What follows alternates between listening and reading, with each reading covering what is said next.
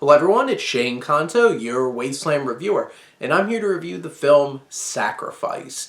And this is a horror thriller from directors Andy Collier and Tor Mien, and it's set with a couple who, the wife is pregnant, played by Sophie Stevens. The husband, played by Ludovic Hughes, is originally from this Norwegian place, this isolated island, and they come back to deal with getting rid of the home after his mother has died. He inherits this house, and he finds out some dark things about his father and his familial connections to this town. This film is very much, you got Wicker Man vibes. It's also based off of a Lovecraft story. So you're balancing that. There's something weird and cultish about this community on this island, which is so interesting because I literally watched The Wicker Man, the original one, earlier today before I watched this film. And it definitely has those kinds of vibes. It doesn't let things kind of slowly build into things. In this film, you're going, like, right away, you know something's off. You have the score in this film that's very atmospheric. It's like the whom, whom, and you have this score from Tom Linden, who, it's very atmospheric and creepy. And you know from the very beginning, it's creepy. And it does one of those, it does that horror movie thing where it's like something's supposed to scare you, so it's like, boom. There's the music, scared you, jump scare. And it's just like, come on. Bothers me so much when films do that. It's just like, let the thrill, let the scare do its thing. And this film has those Wicker Man vibes.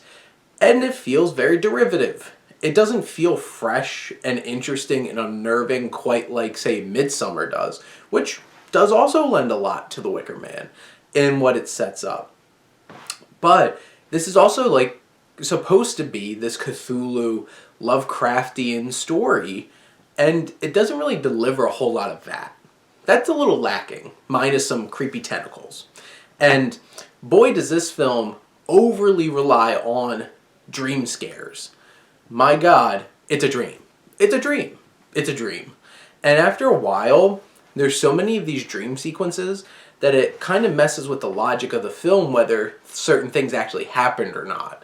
And where was the line drawn when this stopped happening or not? And it can get a little confusing at moments, and it sets up all these dream scares and a lot of recurring scares of being in water and like tentacles coming up for you. And a lot of the heavy lifting in this film is done by Sophie Stevens, who plays the wife, this pregnant wife. She's the one who gets tortured a lot throughout this film. Then you have Hughes, who plays the husband, who right off the bat is extremely unlikable. And I feel like Hughes' performance is a little stiff and uncomfortable, and it's not very believable in some of the things that he has to do, because he becomes aggressive and becomes angry, and he's supposed to be intimidating, or at least he thinks he's supposed to be intimidating. His wife even calls him out on it. I never bought it. And something about this performance left some things to be desired, which kind of takes you out of the film because he's such an integral part of the story. But it sets up this character from the very beginning of him being just a dick at this bar. And yeah, the people there are also being a dick back, but like he's just being obnoxious, I'm an American kind of thing. It's just like some lazy writing. And that just sets the stage like, I don't like this guy.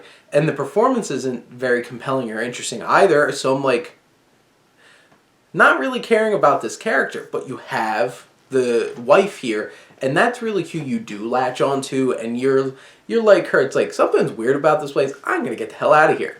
And of course, certain things come up. It deals with a lot of tropes of films like this, and are they going to be able to get away? But, she keeps having these dreams because we need more jump scares and stuff like that throughout the film. And it builds up to a climax that feels a little anticlimactic. And yeah, it doesn't end exactly how I expected it to, but it feels so rushed and unfulfilled in the way that it's executed. Feels something left to be desired. And I'm not going to lie, throughout this film, there's definitely an atmosphere. It's creepy, it's unnerving, and it's a decently compelling story, even if it is a little derivative of a lot of films like The Wicker Man that have done this before and have done it better. But I think Sacrifice delivers enough creepy visuals, enough creepy cultish kinds of themes and tropes, and at least a compelling performance at the very center with Sophie Stevens, and also Barbara Crampton, who plays this woman who's a cop and has a very strong connection to this community. There are some strong performances and some interesting characters. And in the end, I feel like Sacrifice is a solid thriller, solid horror film that I think you could get enough out of for this hour and 30-minute film. But those are my thoughts on Sacrifice. Let me know what you think, and let's talk some movies. But thank you as always for tuning in and supporting your Wasteland reviewer.